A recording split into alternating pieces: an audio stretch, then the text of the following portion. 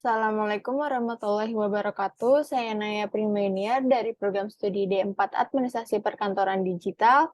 Di sini saya ingin membahas tentang chapter 5 mengenai print and electronic message.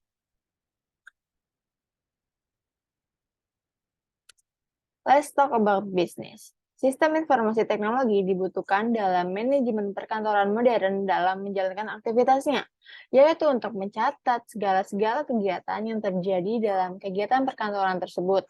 Selain itu juga untuk mengolah data kegiatan tersebut menjadi informasi yang lebih berguna berbentuk laporan. Pentingnya bagi kita di dalam perusahaan berhubungan dengan sesama karyawan dan manajer, mengomunikasikan komunikasi kebijakan perusahaan, memantau program, dan membantu menyelesaikan masalah. Pasti kita tuh sangat tergantung pada berbagai komunikasi media, yaitu seperti telepon, fax, dan komputer, terutama penggunaan email.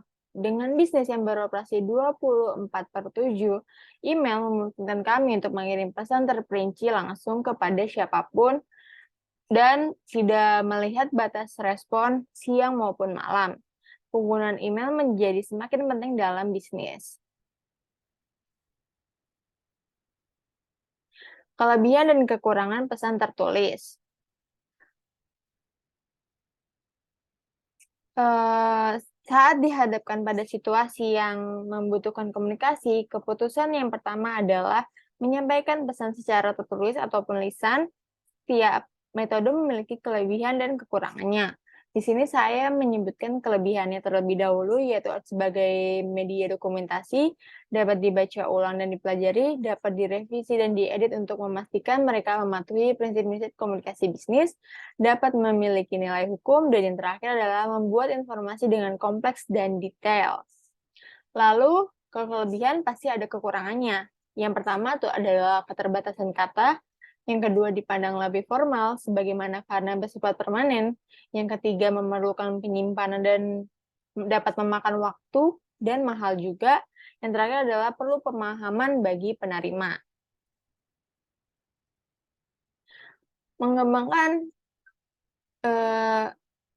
Mengembangkan pesan bisnis tertulis. Proses ini memiliki 3 tahapan, yaitu pertama perencanaan, penyusunan, dan finalisasi. Melakukan proses ini mungkin memakan waktu yang cukup banyak, sebagaimana untuk surat rutin, memo, email, atau pesan instan, hingga beberapa hari untuk laporan tertulis yang panjang atau halaman web. Mengikuti proses ini sangat penting untuk mengembangkan pesan bisnis yang lebih efektif.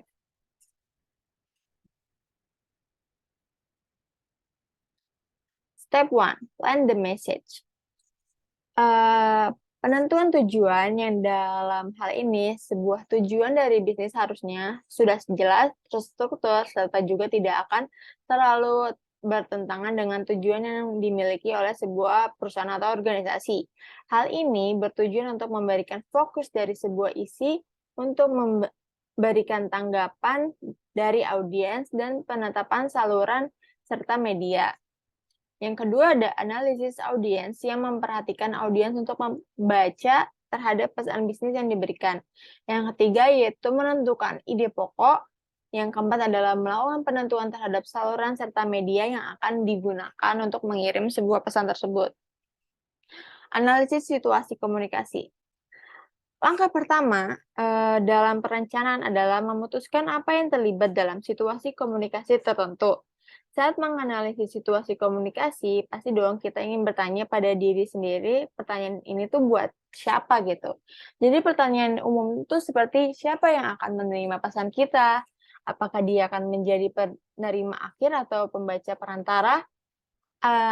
Dan ketiga ada kendala fisik dan politik apa yang saya hadapi? Apa yang perlu diketahui penerima?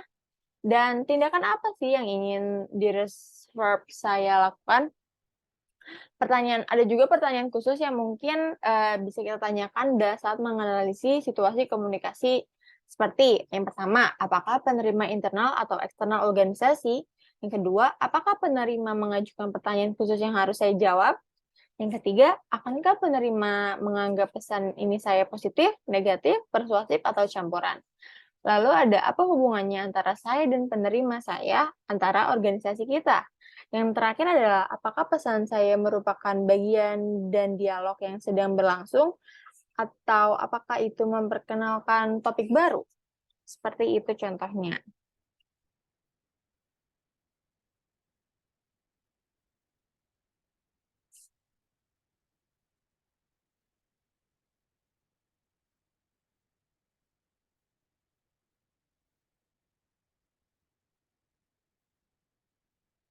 Ada membangun tujuan primer dan sekunder.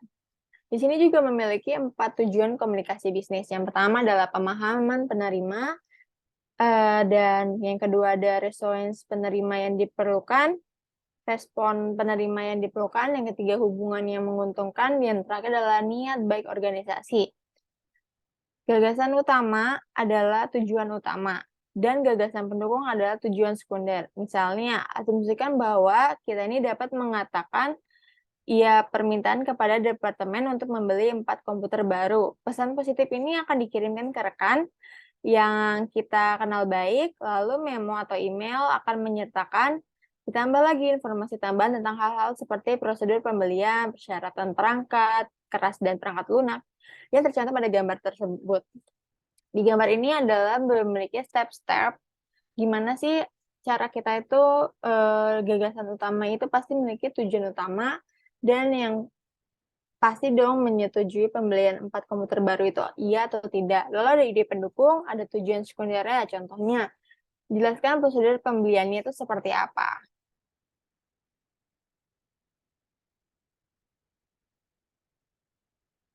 Analisis penerima. Jika memiliki banyak penerima, perlu menganalisis setiap orang. Misalnya kita sedang menulis memo ini untuk 5 orang di kantor, analisisnya pengetahuan, minat, sikap, dan kemungkinan reaksi emosional mereka masing-masing untuk mencapai maksud dan tujuannya. Pesan harus dapat dipahami oleh penerima dengan pengetahuan subjek yang paling sedikit, tingkat kosakata yang paling rendah, dan posisi yang paling emosional tanpa menghina atau merendahkan penerima lainnya. Lalu ada analisis tentang penerimaan akan memberikan informasi penting tentang kosakata minat, kemungkinan bisa dan reaksi emosional penerima. Dan analisis ini dapat menentukan ide, kata, dan pendekatan yang paling baik mengkomunikasikan pesan dalam situasi yang ingin dihadapi. Lalu ada pilihan jenis pesan. Pesan tertulis dapat diformat sebagai email, surat, memo, laporan tertulis, atau jenis dokumen lainnya. Selain itu, mereka dapat ditulis tangan, diketik, atau dimasukkan ke dalam komputer dan dicetak format dan gaya akan berbeda dengan situasi. Memo menggunakan eksekutif untuk komunikasi internal. Surat, email, dan laporan dapat memiliki audiens internal ataupun eksternal. Pilihan rencana organisasi. Pesan bisnis dapat diatur dengan rencana langsung ataupun rencana tidak langsung. Nah, apa sih yang dimaksud rencana langsung maupun tidak langsung? Nah, rencana langsung itu berupaya mencapai tujuan utama dari pesan dengan menetapkan gagasan utama dalam pembukaan. Jadi di sini itu rencana langsung itu langsung saja subjeknya, seperti contoh di gambar. Pengantar kamera digital. Lalu langsung deh ditulis ide utamanya, kenapa gitu. Lalu rencana tidak langsungnya merupakan pendekatan yang familiar atau lazim digunakan untuk penulisan pesan-pesan yang mempunyai dampak tidak menyenangkan atau dampak kurang baik bagi audiens. Jadi contohnya itu di awal ada beberapa kalimat pembuka, lalu baru disertai oleh ide pokok tersebut. Step yang kedua yaitu ada draft the message. Dengan menggunakan catatan atau rekaman dari proses pembuatan kerangka, buat draft pesannya, terapkan prinsip-prinsip komunikasi bisnis. Gunakan sudut pandang kita dan fokus pada konten. Pada tahap ini, mendapatkan sesuatu secara tertulis lebih penting daripada menghasilkan salinan yang sempurna. Bahkan dengan perencanaan yang baik, penulisan berpengalaman terkadang kita tuh kesulitan gitu dalam menguapkan pikiran ke dalam kata-kata. Fitur tips dan petunjuk berisi saran untuk membantu mengatasi situasi yang menantang ini. Dan step ketiga ada finalize the message. Finalisasi pesan melibatkan Proofreading dokumen untuk menentukan mana yang perlu direvisi dan diedit. Merevisi dan mengedit adalah proses yang serupa dengan tujuan yang berbeda. Merevisi berfokus pada konten, mengedit berfokus pada mekanika. Revisi pesan. Dalam hal ini, penyusunan pada pesan bisnis akan diperlukan sebuah proses yang terbilang akan menjadi hati-hati dan juga teliti. Sehingga dalam hal pesan ini akan diberikan menjadi telah selesai dan harus dilakukan penelaahan secara ulang untuk memberikan jaminan bahwa pesan tersebut tidak memiliki kekurangan. Lalu ada pembaca pesan. Proofreading mencakupi langkah-langkah seperti jika kita menggunakan program pengolahan kata, gunakan pemeriksa ejaan dan pemisahan tata bahasa untuk menentukan kesalahan.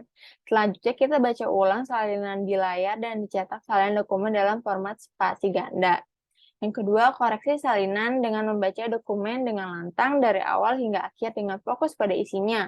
Baca ulang dokumen ini untuk mencari kesalahan ejaannya, kesalahan tata bahasa, dan kesalahan tanda baca, dan kesalahan gaya lainnya. Dan berikan perhatian khusus pada nama pribadi, nomor, alamat, informasi dalam tanda kurung, kata-kata yang ditampilkan harus huruf besar dan kata-kata yang tidak biasa.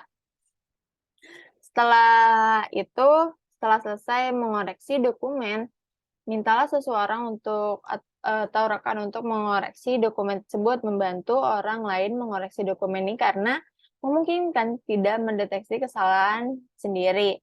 Jika kita memiliki kolom angka, pertimbangkan untuk membaca angka-angka ini dengan keras bersama rekan dan dapat membandingkan dengan sumber aslinya.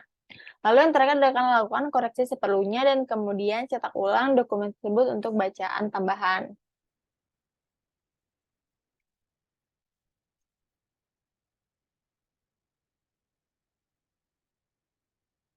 Lalu ada mengembangkan pesan elektronik. Teknologi yang terkait dengan internet terus berkembang dan memungkinkan orang-orang untuk berkomunikasi dengan cara yang sebelumnya tidak mungkin dilakukan penulis untuk 4 media berbasis teknologi ini seperti email, pesan instan, blog, dan halaman web. Apa sih yang dimaksud dengan web? Web ini berasal dari organisasi riset nuklir Eropa di Jenewa, Swiss, telah membuat internet lebih mudah diakses oleh mereka yang ingin memanfaatkan sumber dayanya. Penggunaan ini menavigasi sistem melalui browser atau aplikasi perangkat lunak yang digunakan untuk menemukan dan menampilkan halaman web dan mengandalkan hyperlink atau pointer elektronik untuk berpindah dari satu lokasi ke tempat lainnya.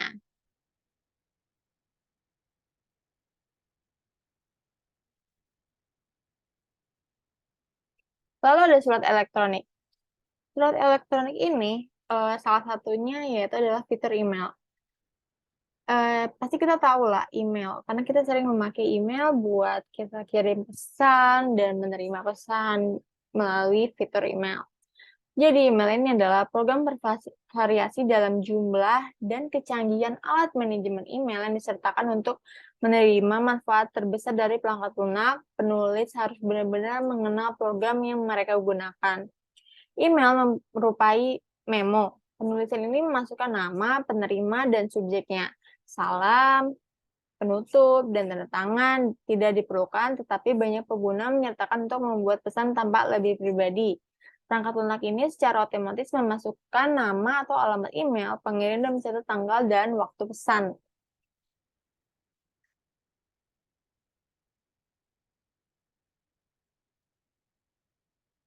Lalu ada pedoman email.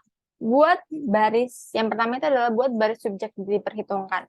Apa sih maksudnya ini? Maksudnya ini kan, gunakan frasa singkat dan deskriptif untuk menyampaikan pesannya sebenarnya kepada penerima. Misalnya, jika kita meminta bantuan membaca baris subjek, mungkin adalah permintaan dengan batas waktu. Lalu yang kedua ada pertahankan baris subjek tetap pendek.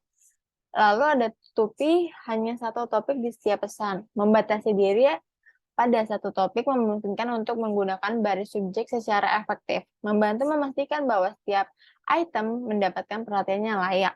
Yang keempat ada buat pesan kita tuh mengundang. Gunakan panjang baris pendek, paragraf pendek, bahas percakapan, kata-kata positif, dan format tradisional. Lalu ada gunakan posisi dengan bijak dan pertahankan pesan singkat. Sampaikan informasi terpenting dalam kalimat atau paragraf pembuka. Lalu ada gunakan lampiran dengan hati-hati. Di sini maksudnya itu beberapa program email tidak mendukung banyak lampiran. Yang lain memiliki ruang kotak surat yang terbatas. Juga pastikan untuk menyertakan lampiran.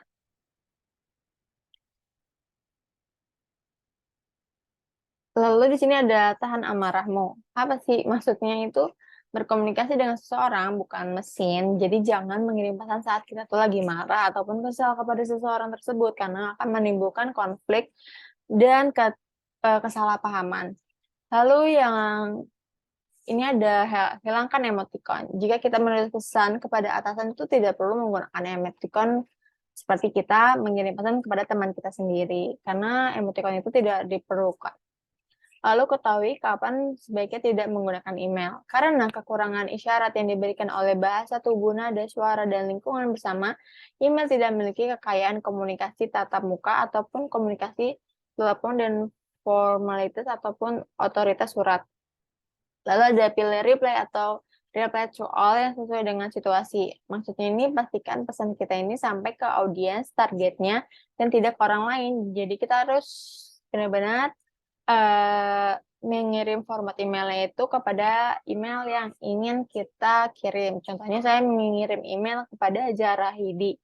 Kita harus tahu nih emailnya Jarahidi ini apa dan kita harus pastikan dulu ini tuh benar apa tidak agar tidak terkirim kepada orang lain. Lalu ada koreksi pesan sebelum dikirim karena mengoreksi pesan ini juga buat kita tuh nggak typo gitu. Jadi tidak menimbulkan bias kata. Lalu ada menghormati kerahasiaan. Jadi kita tuh harus menjaga kerahasiaan ini, surat yang kita berikan dan juga kita terima. Lalu ada pesan singkat. Salah satu bentuk komunikasi elektronik atau berbasis internet yang tumbuh paling cepat adalah pesan instan.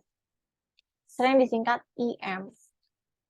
Pesan singkat ini adalah konferensi komputer berbasis teks yang melibatkan 2 orang atau lebih. Fleksibilitasnya dalam mengakses penggunaan jarak jauh secara tepat waktu dan ekonomi sangat membantu organisasi. 50% penggunaan IM menunjukkan bahwa mereka secara teratur menghemat waktu untuk mengerjakan tugas dan 40% penggunaan IM mengatakan pesan instan telah meningkat kerja tim atau alur kerja. Lalu ada blog. Blog adalah singkatan dari weblog, yang artinya jenis situs web yang menyerupai tulisan-tulisan pada halaman web. Biasanya disusun diurutkan secara kronologis, atau waktu kejadian mulai dari postingan yang terbaru berada di bagian atas halaman utama, dan diikuti postingan paling bawahnya. Postingan lama di bawahnya. Lah, di sini juga ada langkah-langkah efektif untuk menulis blog. Yang pertama itu ada tentukan tujuan dan audiens untuk blog. Kita tuh harus mengetahui apa yang ingin Anda capai dan kepada siapa Anda menulis. Mungkin Anda untuk lebih fokus. Lalu gunakan nada dan kosakata yang sesuai dengan audiens yang kita mau tuju. Lalu yang kedua ini ada tulisan dalam format yang tepat. Maksudnya di sini adalah blog menggunakan gaya penulisan percakapan, edit, dan pilih warna yang elemennya mendukung postingan untuk tanpa mengganggu pesannya. Lalu yang ketiga adalah membangun kredibilitas untuk blog. Untuk memiliki blog yang kredibilitas, kita tuh perlu memantau secara aktif dan memperbarui kontennya secara berkala. Lalu ada buat arsip. Membahas sesuatu ke blog akan mengundang orang lain untuk menautkannya. Jadi kita harus menyimpan kata-kata ini secara online.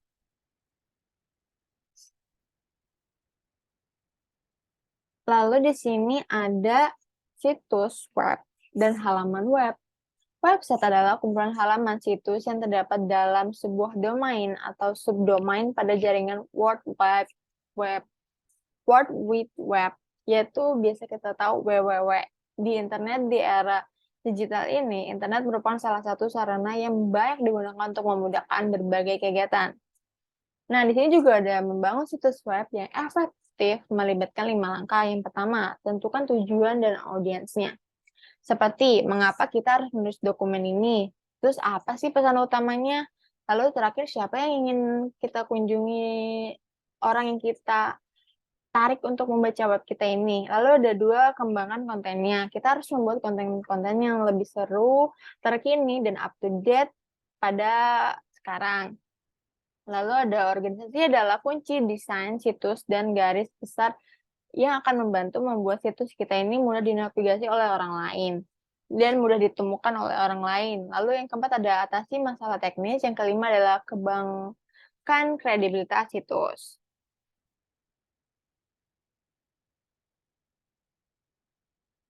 Di sini saya